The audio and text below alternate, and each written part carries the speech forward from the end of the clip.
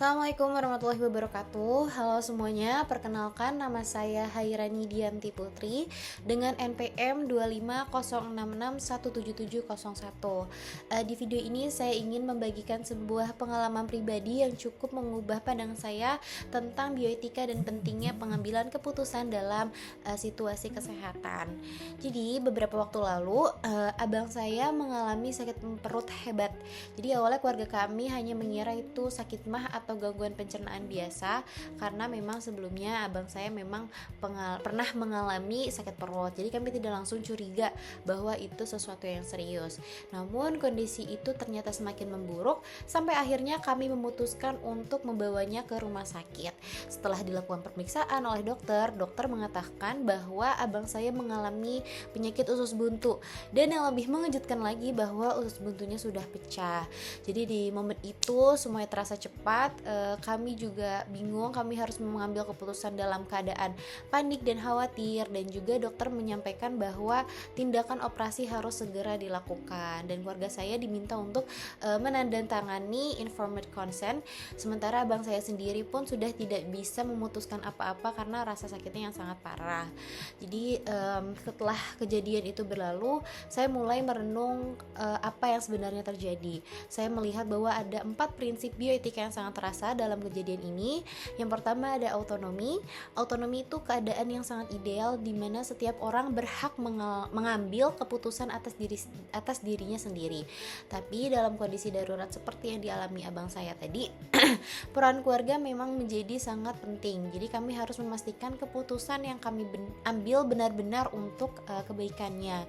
Dan yang kedua ada beneficent atau bisa dibilang juga dengan berbuat baik. Jadi di sini dokter tuh merekomendasikan operasi darurat demi menyelamatkan nyawa abang saya. Di tengah ketakutan dan ketidakpastian ini, kami memilih untuk mengikuti saran tersebut karena itu adalah tindakan yang paling menguntungkan bagi kesehatannya. Yang ketiga non-maleficent atau juga tidak membahayakan. Jadi kayak seperti mencegah. Jadi pengalaman ini mengajarkan saya bahwa menunda penanganan medis itu bisa berdampak sangat besar.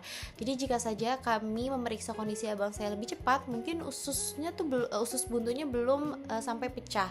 Dan di sini saya belajar bahwa prinsip tidak membahayakan ini juga berkaitan dengan kesadaran keluarga untuk segera mencari pertolongan. Dan yang terakhir justice dari katanya sendiri atau keadilan.